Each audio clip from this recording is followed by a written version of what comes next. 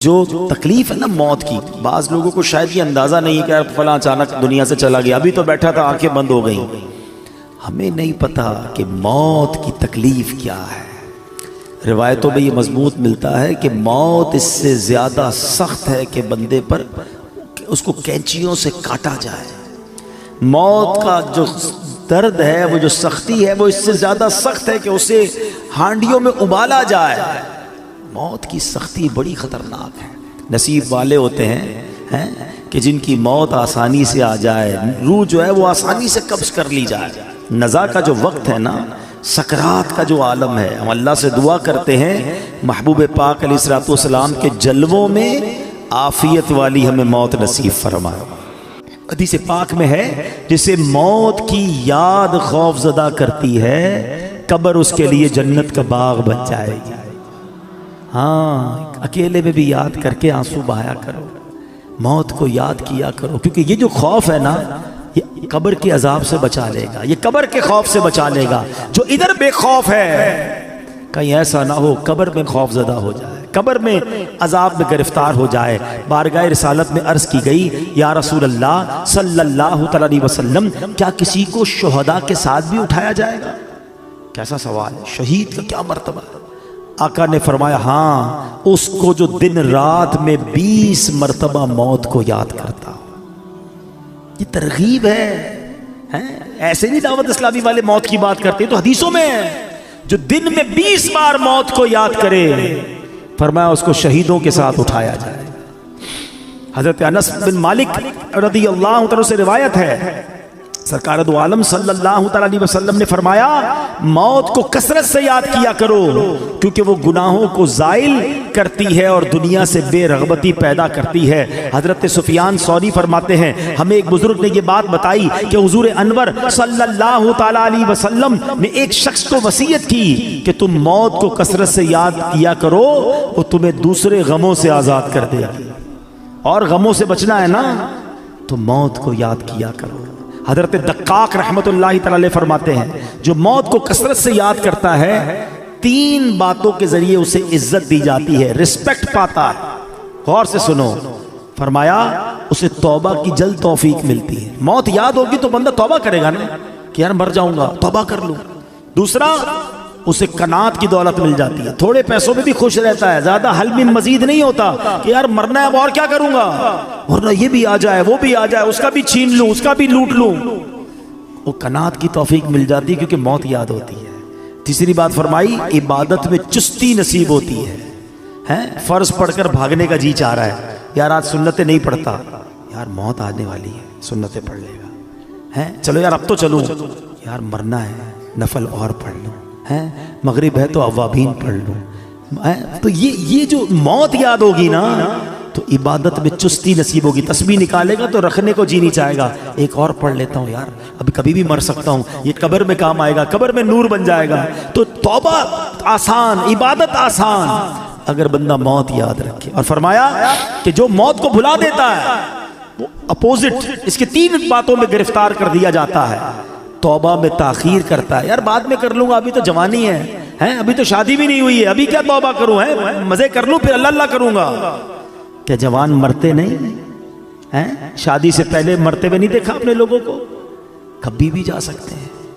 پھر فرمایا بقدرے ضرورت رزق پر راضی نہ ہونا، اور پیسے چاہیے اور پیسے چاہیے، کیونکہ موت تو بھول چکا ہے، حرام کماتا ہے، رشوت لیتا ہے، سود لیتا ہے، موت تو یاد ہی نہیں ہے۔ اور تیسرا فرمایا عبادت میں بھی سستی ہو جاتی ہے، بعد میں پڑھ لوں گا، اگلے جمعے سے نماز پڑھوں گا، رمضان سے نماز پڑھوں گا، اس سے پہلے ہی مر گئے تو سوچئے موت کو یاد کرنا بہت سارے فائدے لاتا ہے۔ حضرت کعب الاحبار رحمت اللہ تعالی فرماتے ہیں، جو موت کو پہچان لیتا ہے اس پر دنیا کے غم و مصائب آسان ہو جاتے ہیں۔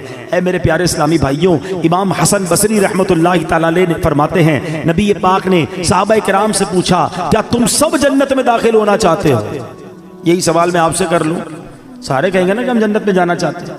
صحابہ نے کہا حضور جی ہاں یا رسول اللہ صلی اللہ علیہ وسلم۔ تو اللہ کے حبیب نے فرمایا، اپنی امیدوں کو مختصر کرو، موت کو آنکھوں کے سامنے رکھو، اور اللہ پاک سے حیا کا حق ادا کرو۔ اللہ کرے کہ یہ باتیں ہمیں یاد رہیں، ہم اپنی موت کی تیاری کی کوشش کرتے رہیں اور تیار رہیں۔ میں ایک مشورہ دیتا ہوں، ہم میں سے کسی کے پاس گارنٹی ہے کہ وہ 1 سال زندہ رہے گا؟ 1 مہینہ، اچھا 1 دن، آج صبح تک کوئی زندہ رہے گا اس کی ہاتھ اٹھا دے۔ آگاہ اپنی موت سے کوئی بشر نہیں، سامان 100 برس کا ہے، پل کی خبر نہیں۔ اس کا مطلب ہمیں پتہ ہی نہیں کب مر جائیں، آج بھی مر سکتے ہیں نا، تیاری کب کرو گے؟ تیار رہنا پڑے گا۔ یعنی میں روزانہ ایسے جیوں کہ آج مر جاؤں پھر بھی اللہ راضی ہوگا، قبر جنت کا باغ بنے، ایسی لائف گزارنی ہے۔ تو ایسی لائف گزارنے کے لیے ہمیں اپنے شیڈول کو، اپنے لائف سٹائل کو بدلنا پڑے گا نا۔ ویسے بھی کراچی کے حالات ہمارے سامنے ہیں، ہمارے سامنے آئے دن کوئی حادثہ ہوتا ہے، خبر آتی ہے، ویڈیو آتی ہے کہ نوجوان دنیا سے چلا گیا۔ اللہ ہماری حفاظت فرمائے، ہماری جان، مال، عزت، آبرو، آل اور اولاد سب کی حفاظت فرمائے۔ لیکن ڈاکوؤں سے بچ گئے، چوروں سے بچ گئے، مرنا پھر بھی ہے۔ ہاں، موت سے نہیں بچ سکتے، تیاری کر لو نا۔ تو آؤ مل کر آخرت کی تیاری کرتے ہیں۔ یقین کریں، دعوت اسلامی سے بہت ساری وجوہات کی وجہ سے پیار ہے، مگر ایک پیار کی وجہ یہ بھی ہے کہ یار یہ کمال کا ماحول ہے، ہمیں پکڑ پکڑ کر آخرت کی یاد دلاتا ہے۔ ہم غافل ہو جاتے ہیں، کبھی رائٹ ہو جاتے ہیں، کبھی لیفٹ ہو جاتے ہیں، یہ پھر ہمیں ٹریک پہ لاتا ہے کہ کدھر جا رہے ہو۔ جنت کا راستہ تو یہ ہے، اللہ کی رضا کا راستہ یہ ہے، ایمان سلامت لے کر قبر میں جانے والا راستہ یہ۔ پکڑ لو اس ماحول کو، چھوڑا نہ کرو۔ یہ اسلائی پہ نظر آتے ہیں کچھ لوگ آگے پیچھے ہو جاتے ہیں، یا یہ پھر آئیں گے، پھر درس دیں گے، پھر مسجد میں لے جائیں گے۔ کدھر لے جا رہے ہیں تمہیں؟ تمہارے رب کے پاس لے جا رہے ہیں۔ اگر یہ کہتے مدنی قافلوں میں چلو تو کیا قافلے میں جا کر آپ ہمارے امیر قافلوں کو 5-5 ہزار کا لفافہ دیتے ہو؟ اس کا کیا فائدہ ہے؟ وہ اس لیے بلاتا ہے کہ 3 دن آؤ، اللہ کے گھر میں رہ کے رب کو راضی کر لو، قبر کی تیاری کر لو، قبر روشن کر لو، ان کا شکریہ ادا کیا کرو، ان سے بھاگا نہ کرو۔ یہ تم سے محبت کرتے ہیں، یہ تمہیں بلاتے اس لیے ہیں کہ آؤ ہم مل کر اپنی آخرت روشن کر لیں۔ دنیا تو گزر ہی جانی ہے، 50 60 70 سال ختم ہونے والی۔ یار ہم میں سے کئیوں کے بال سفید ہو گئے، کتنا جیئیں گے یار؟ اب تو مرنے والے ہیں، پتہ نہیں کب دنیا سے چلے جائیں گے۔ تو ادھر کی تیاری کر لو، ادھر مار نہ پڑے، ادھر کچھ بھی نہیں کر سکیں گے اگر سانپ اور بچھو قبر میں آ گئے۔ ارے آج تو ایک کیڑا ادھر آ جائے ہماری چیخ نکل جاتی ہے، ابھی لائٹیں بند ہو جائے تو ہم گھبرانا شروع کر دیں گے۔ قبر میں کیا ہوگا اگر اللہ ناراض ہو گیا؟ اب بس آج پکی توبہ، بس اب گناہ نہیں کرنے، ہمت کرو۔ ہاں مجھے سب پتا ہے، مجھے کسی کو بتانے کی ضرورت نہیں، اور آپ کو بھی کسی کو بتانے کی ضرورت نہیں، آپ کو سب پتا ہے کون جھوٹ بول رہا ہے، کون حرام دیکھ رہا ہے، کون حرام کما رہا ہے، کون ماں باپ کو ستا رہا ہے، کون معاذ اللہ اپنے دوستوں کے ساتھ بیٹھ کر نشہ کر رہا ہے، سب کو پتا ہے۔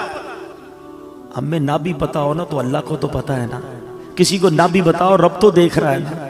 بس آج اسی رب سے دل ہی دل میں کہہ دو نا، اے اللہ معاف کر دے، اللہ معاف کر، اب نہیں کروں گا، اللہ تجھے ناراض نہیں کروں گا۔ ہو گئے گناہ، کر لی خطائیں، کمزور ہوں نا، لے گیا شیطان گناہوں کے اڈے پر،